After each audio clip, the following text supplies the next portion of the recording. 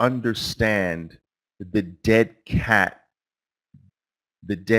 bounce theory, I've I've become very known for promoting, right? For spreading throughout the trading community. All right. I want you to imagine that this is a tall building. Okay. And on top of this tall building is a cat. Okay. We know this. We know many of you know this, but remember repetition has a value here. Okay. Well, we got a little cat at the top of the building. My drawing's not that great, but you get the point. Now, I don't know why anyone would do this. I am an animal lover. But if someone were to, unfortunately, throw this cat off of the top of the building, all right, excuse the example, but it drives the point home. If someone were to throw this cat off of the building, unfortunately, the cat, at the point of contact with the ground, boom, in most cases would be dead. All right, rest in peace, the cat. The body of the cat would likely bounce off of the pavement. But just because the body bounces doesn't mean that the cat is alive. A bouncing body, a bouncing dead body, is different from a live cat that is now climbing back toward the top of the building. And so this is at the core of coming up with the right belief. Is this bounce that we see here a dead body bouncing? Or is this bounce not a bounce at all? Is it a climb? Is the cat not dead? And is the cat literally climbing back up the building? Which one is it? Now, the taller the building, the greater the odds that at the point of contact, this cat is dead. But every now and then, the cat's actually not dead. And so the bounce is not a bounce. It's the cat climbing. And God help you if you are still at the top of that building, because that cat is not happy and it is coming to get you. So we have to really understand, when is one versus the other? When is this a dead cat bounce? And when is it a climb? Because a dead cat bounce is going to fall again. And it should fall deeply. A cat climbing back up the fall is not going to fall deeply.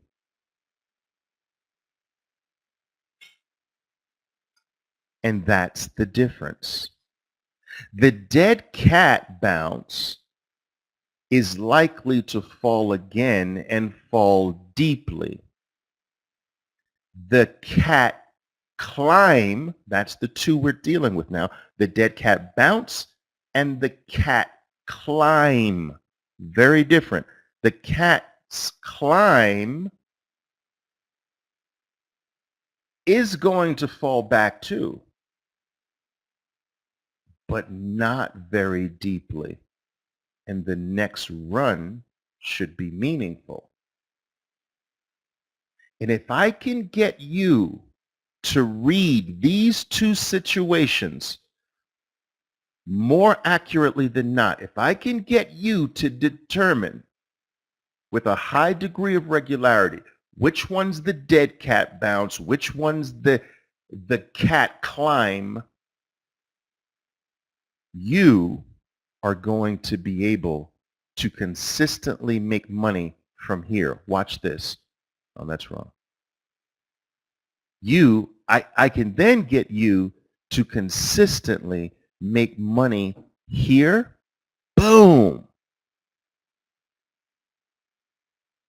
From there and from here. Boom.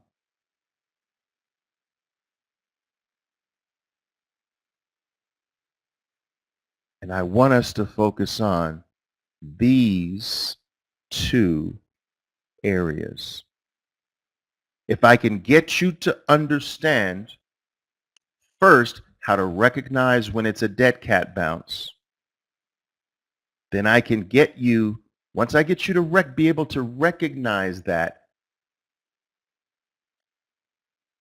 I can get you to consistently look for the trade right there for a renewed move down. If I can get you to recognize when it's a cat climb and not a dead cat bounce, then I can get you to focus on entering your play there to benefit from the cat's second life. And that's what we're going to talk about today. Dead cat bounces versus climbs, and how to milk both of these for consistent profitability. Tell me you understand this at least theoretically from this point. Are you picking up what I'm laying down? Do you have the foundation? All right. Now, someone was asking, great, fantastic, awesome. Now, someone was saying, Oliver, would the speed of the descent indicate if it's a continuation or reversal? That's a very, very good question. A very advanced question, actually. Is the velocity of the drop or the climb significant? Yes, it is, and we'll get to that. All right, so why don't I do this? I'm going to clear this out. Let me go to some charts. Give me just a moment here. And wait a minute. No, I can't go to charts quite yet. I got to do one more thing with you with my whiteboard here. So check this out. One of the keys to knowing, to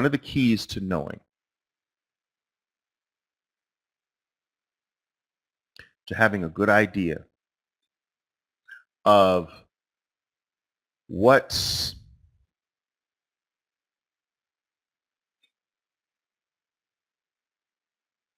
all right. So if your cat, whoa, I'm sorry guys, my barber's cooking. If your cat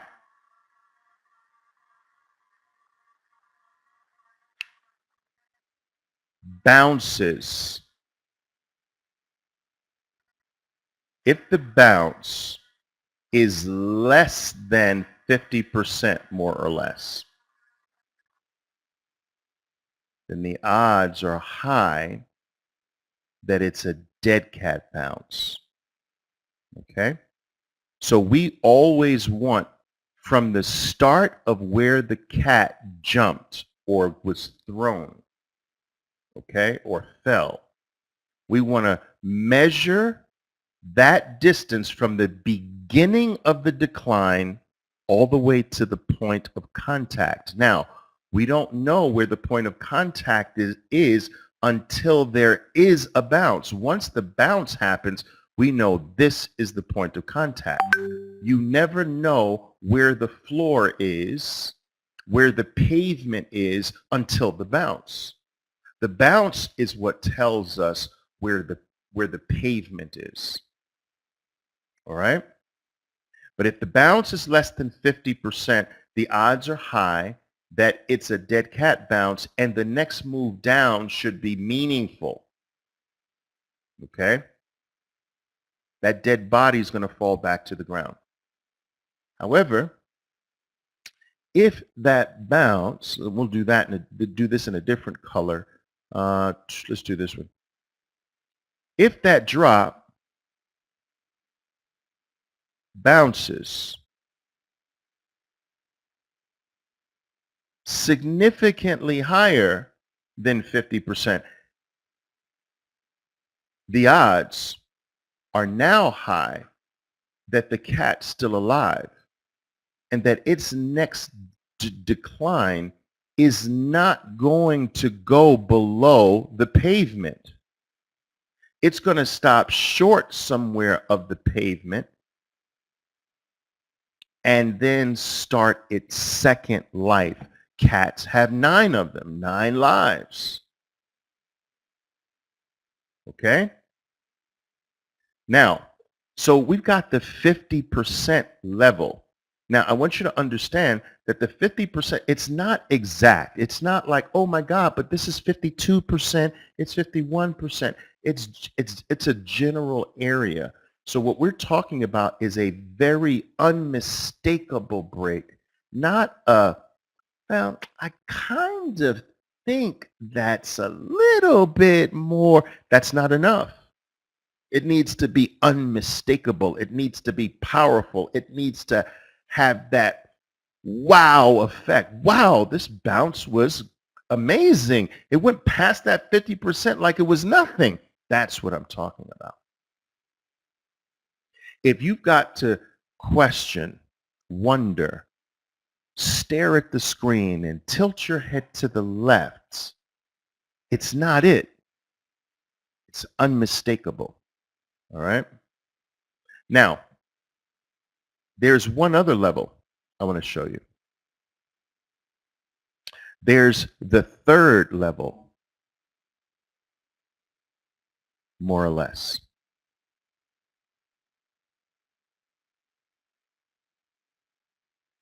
If your body, if that cat can't bounce past 1/3, it's super dead. And this drop and move should even be bigger. You understand? So there's the third mark that we have the 1/3 mark and the 50% mark that determines how dead the cat is. The deader the cat, the more severe most of the time the subsequent drop. So that's very important to know. In the same fashion, we have the 2/3.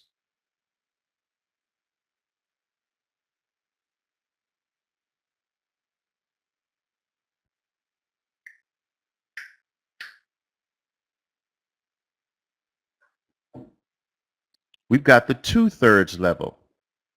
All right?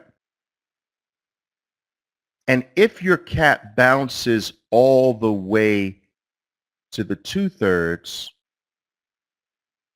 the pullback's going to be shallow.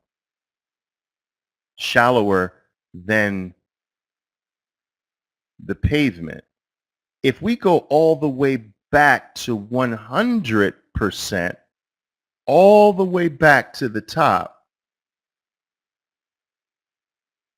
the pullback should even be shallower.